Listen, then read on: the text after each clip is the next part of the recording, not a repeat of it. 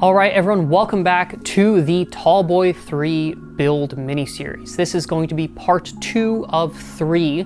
In part 1, we went over sort of the goals and plan for the build. We talked about why I chose this specific frame, the alternatives I considered, some geometry figures, and ultimately why I landed on this frame. If you haven't watched that yet, please consider doing so. I'll put the link up above. Today, we're gonna talk about the parts and the weights. So we're gonna go over all of the various components I'll be putting on this bike. I'd like to know if you guys think these are good components or not, so let me know down below what you think of my build list. We'll go over the weights individually, and then we'll get sort of a ballpark figure of what I think the bike will come out to-ish. And then in part 3, in the next video coming up, we'll go ahead and put it all together and we'll take it out for some test rides and see how it does on a variety of trails. All right, so with all that being said, we are ready to start this build. And again, today we're gonna go over all of the parts and weights for the bike. If you haven't subscribed to the channel yet, please consider doing so. I would really greatly appreciate it. Let's build a bike. So let's talk about the parts that are going on this frame, why I chose them, and how much they weigh. Let's start off, obviously, with the frame. Now, the frame here, like I said, it's a Santa Cruz Tallboy 3, the CC model, which is the lighter carbon of the two options from Santa Cruz. This is a size large. I sort of can go between a medium and a large. My Ripmo's a large, my Highball's a medium. I feel pretty comfortable in both. I went with the large because that's what I found. And I like the fact that the large is a little bit more stretched out and it's a little bit more comfortable for me on those sort of descents. The frame, like I said here, Tallboy CC large. I weighed it with the bottom bracket because I didn't want to take it off since it was already on there. That's a regular SRAM dub bottom bracket. I left the housing for the dropper because I didn't want to mess with the internal routing again, just because it's kind of a pain. And then obviously it's got the shock on there, and it is a Fox factory float shock with the nice Kashima coating. So for all that together, it comes out to 2,780 grams. Again, frame, shock, dropper housing, and bottom bracket plus rear through axle. So all that 2,780. Okay, so that's the frame. Fork. Now, I was considering going for like a Fox 34 step cast. I believe the 32 step cast only comes in 100 or 120, and I wanted 130. So I looked at the 34 step cast, but I was able to actually find a better deal in this RockShox Pike Ultimate, top of the range model. This is a 130. It actually came as a 150, but you can change out the air springs on these pretty easily and convert them down to essentially whatever you want. I swapped it down to a 130, and I also upgraded the air spring to the newest Debonair air spring. So this is, like I said, 130 travel RockShox Pike Ultimate in this nice glossy black finish. And this fork comes out to 1,895 grams, including all of the fluid and everything. It's all ready to go through axle as well. Next up, we have the handlebars, and I'm gonna go with the Santa Cruz flat cross-country bars carbon.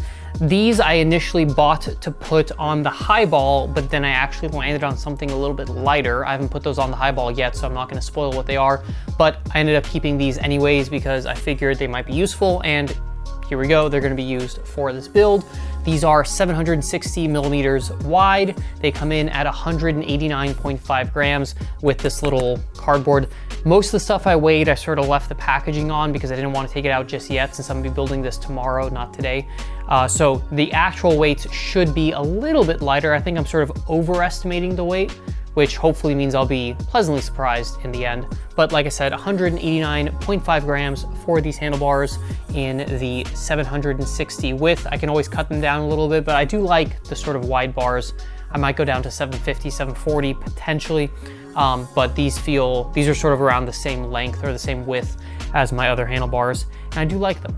Attached to the bars is the Caloi Uno stem. This is sort of the weight weenie, kind of like budget, you know, whatever, like the king of weight weenie budget items. These are really cheap and they work really well. I have one of these on my road bike. I've used them on other bikes before. they work well and they're super light for the price. They're aluminum, not carbon. I got this in a 60mm length, which is probably a little bit long. I bought this originally for the highball, but then I decided to build this bike. I might swap this out for maybe like a 50 or a 55, I don't know, or maybe something a little bit lighter, but these is already pretty light. This stem comes in, again, with the packaging still on and including all the bolts in the 60mm length at 94.5 grams, which is rather competitive for an aluminum stem, especially given the price. Moving right along, we have the Grips Lizard Skins Charger Evo lock-ons. These are not super weight weenie, but I like them a lot. They're really comfortable. I also like the ESI Chunkies. I bought these before I sort of tested out the Chunkies, so I could switch to those if I want to save a little bit of weight. But at 103 grams, this is still light enough, and I know that these are comfortable. I like that they're really, really grippy. So I find that when I'm going down the sort of more technical terrain, I have no problem sort of holding onto the bars and feeling comfortable. I don't really get any sort of like palm discomfort with these, so I like these a lot. All right, drivetrain, shifter, we're going with a SRAM X01 shifter. This is really close actually to the XX1 in terms of weight, which was a little bit disheartening because I bought the XX1 to put on the highball and I spent a lot more on that than I did on this. So if you're looking for a budget weight upgrade, go with the X01. This is a great deal for the weight. It's only a few grams heavier than the XX1, but significantly cheaper. This guy comes in at 109.7 grams. I don't remember off the top of my head what the XX1 is. I think it's like maybe 103 or 100. It's only like a few grams difference. Not really worth the price, in my opinion. This guy though, great bargain. 109 grams for the X01 shifter. All right, so obviously along with the X01 shifter, we have an X01 rear derailleur. This guy comes in at 279.1 grams. Really good budget. It's not all that much heavier than the XX1. Like, I really don't think there's a reason to buy the XX1. I did, kind of stupidly, not really thinking. This is a much better buy. But these are supposed to be a little bit tougher than the XX1s because they lack as much carbon as the XX1. They're sort of meant to be for more like enduro bikes. And so I figure since this is pretty light, right, really close to the XX1, but also a little bit more durable, that's a great sort of middle ground for what I'm trying to do with this bike. So X01 drivetrain for the shifter and the rear derailleur. Continuing the drivetrain, we have the cassette. This is the XG1275, which I believe is the GX level cassette, not the X01. That's the 1295, then the 1299 is the XX1, I think. A little confused, but I believe this is the GX. This is what came off of my highball. Initially, the kind of idea here was to take all the parts I upgraded from the highball and throw them on this bike as sort of like I have them anyways.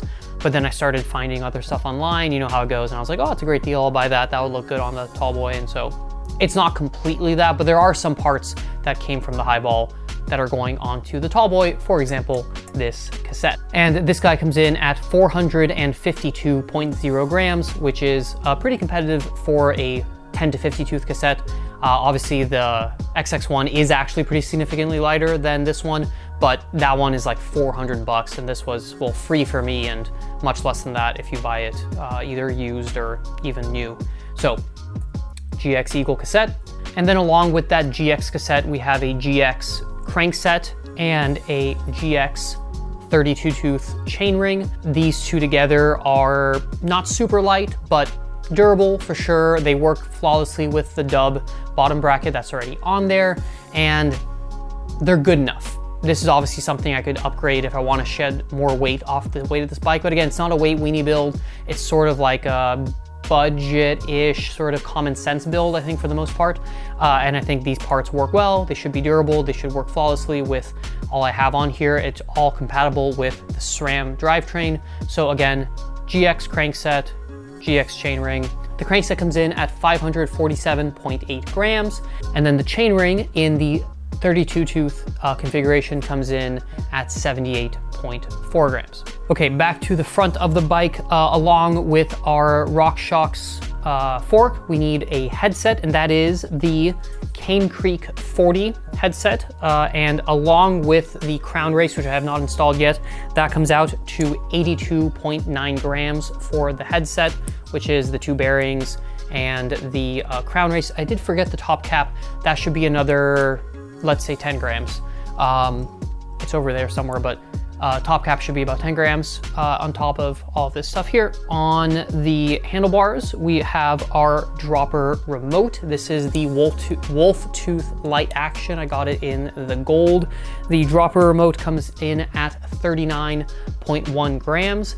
And this guy is going to actuate this guy, which is the Fox Transfer SL dropper. This guy is the 170 length model here, so quite a bit of drop, and I believe I should be able to get a nice fit on here given the insertion sort of minimum maximum of this frame. Got the nice Kashima coat, you know, it looks cool, and I don't know if it really is all that much better, the Kashima coat, but it looks cool. This guy comes in at 587.4 grams, so obviously not light by seat post standards, but by dropper standards, pretty light. Okay, brakes, I wanted to be a little different. Formula Cura 2s. I'm really excited to try these for a couple reasons. Number one, made in Italy. Made in Italy, well, made in the US, but kind of made in Italy. But these guys are made in Italy, and they're pretty cool. I think they look good, first of all. They're mineral oil, which I prefer, instead of having to mess with DOT fluid. I'm never worried about the like, oh, it's caustic, like, I've never like burnt my skin with it, but it is obviously not great for you to get all over your skin or on your bike, obviously. However, mineral oil doesn't go bad as quickly as DOT fluid, which is nice, so I can sort of keep a bunch on hand and do bleeds whenever I need to. What really attracted me to these is that supposedly, or well, actually, these are the last set of 2-piston brakes that won a World Cup downhill race. I mean, if they can do that, they are good enough for me. I am not a World Cup downhill racer. And if they can stop a bike well enough to win a World Cup downhill stage, they can stop my bike well enough. And so I'm kind of interested to try them out. I've heard really good things about them. I think they look great. The only thing I'm a little unsure of is the sort of lever shape. They seem pretty long. I like the sort of short stubby levers of the Shimano brakes, like the XTs and the XTRs. So we'll see about that, but 2-piston should be easy to work on. They should be very powerful. They're mineral oil, they're Italian, they look good. Let's try them out, right? These guys come in, and again, these weights might not be perfect because it's hard to weigh the entire system with all the hoses and stuff, and obviously I might have to cut the hoses down a little bit, but I got 260.5 for each of the two brakes, and they're flip-flops, so they come with enough hose for either the front or the rear, so they should end up weighing a little bit less than the 260.5, but that's what I got for now. And that includes the lever, the caliper, and the hose, pads, and all that stuff. So 260.5 for that.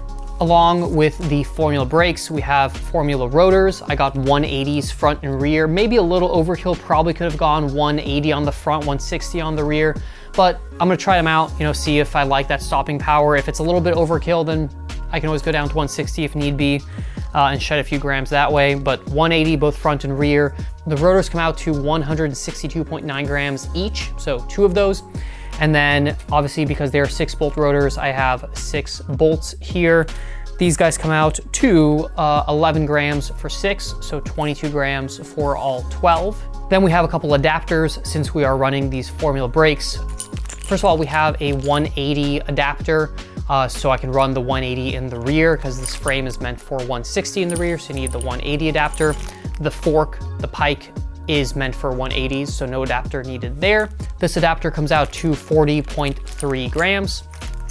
I also got an adapter to run the SRAM X01 shifter directly underneath the brake lever, so it sort of connects kind of like the SRAM, what's it called, like Mixmaster or Shift Mix or whatever it's called, right? Basically a thing where you can connect them to the same clamp on the handlebar to make the handlebars look a little bit cleaner.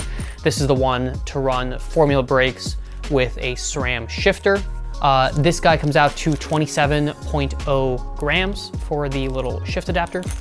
Front wheel is gonna be the front wheel that came off of my highball. This is a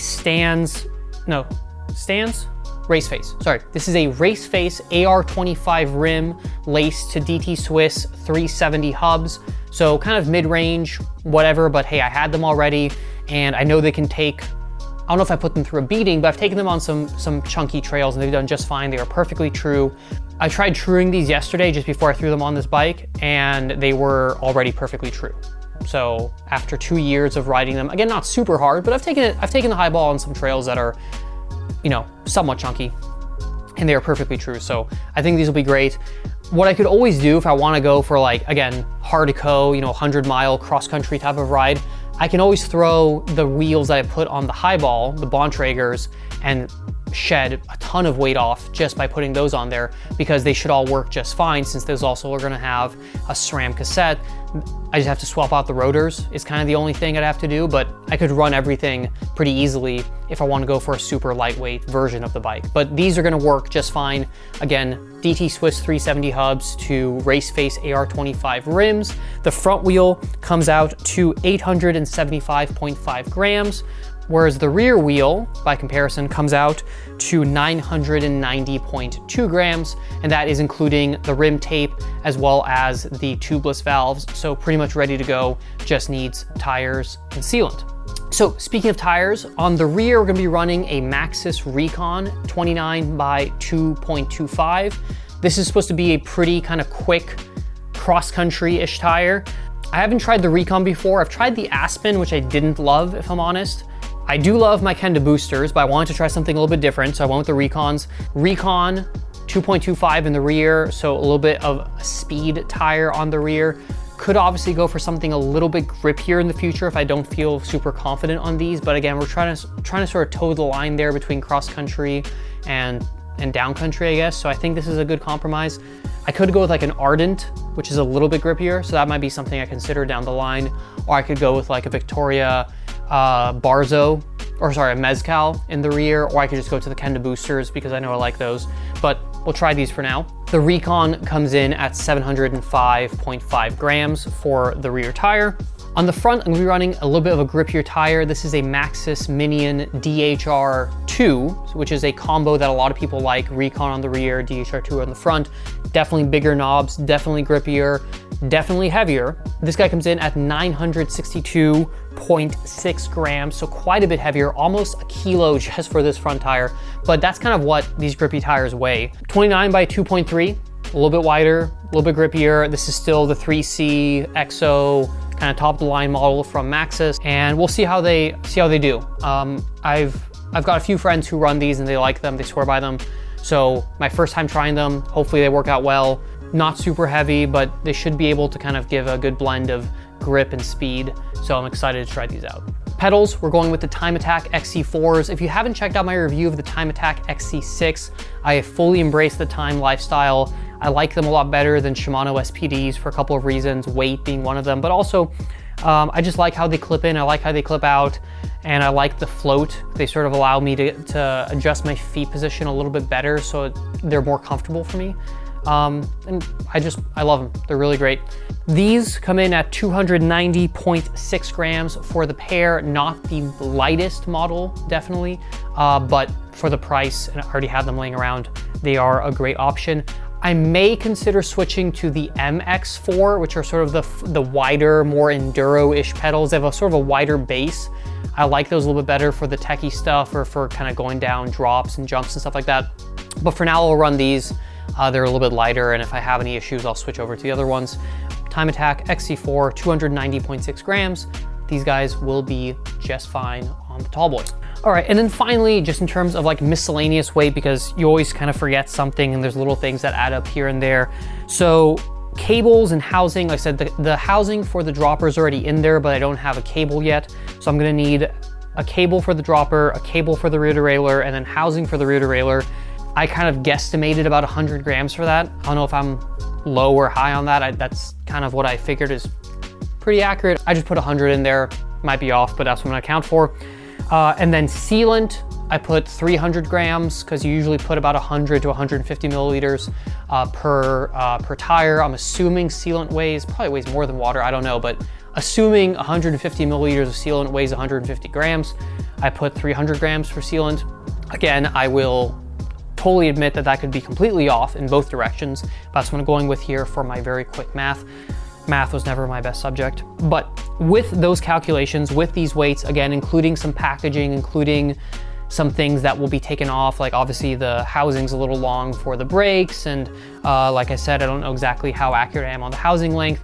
Okay, I forgot two very important things from my weight list and part list, so I figured I would make a quick update here. So I actually forgot, stupidly, a chain, which obviously you need to use a bike, and then a saddle, because otherwise I wouldn't be very comfortable without a saddle. So let me quickly go through what those parts are. So for the chain, I have a GX Eagle chain that I had laying around. So it's already cut to the right length. I checked on the bike and it shifts well, and it seems to be totally fine with all the chain measurements. So I should be able to get away with using this used one. The weight at the current cut length, so what it's gonna go on there, is 237.4 grams. And then for a saddle, I have this WTB. I believe it's a Volt, but it might be a Silverado. I'm not 100% sure, but it's a WTB saddle.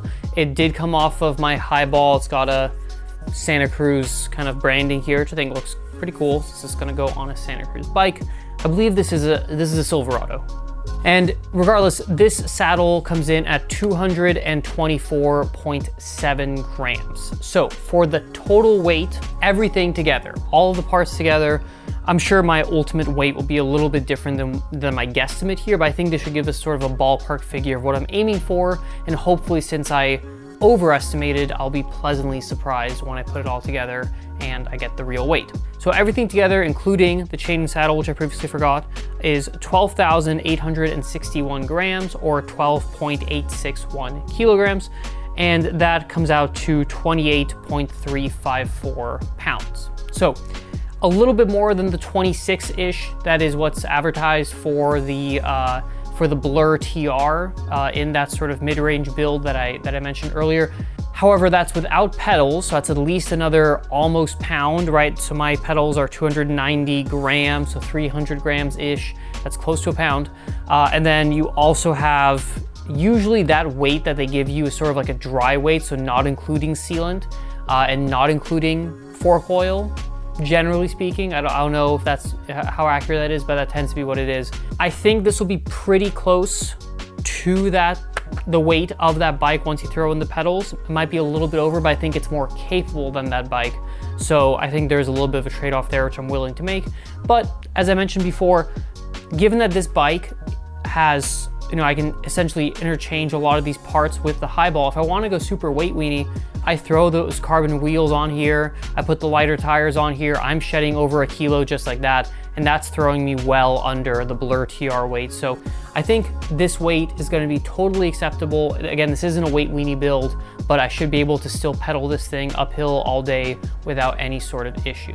Now we've got that all taken care of, now we can go ahead and say goodbye, and then in part 3, we will actually build the whole bike. So thank you guys all for watching today. I hope you enjoyed this video. Stay tuned for part 3. If you haven't subscribed yet, please consider doing so you don't miss any updates. See you later, take it easy, all that good stuff. See ya.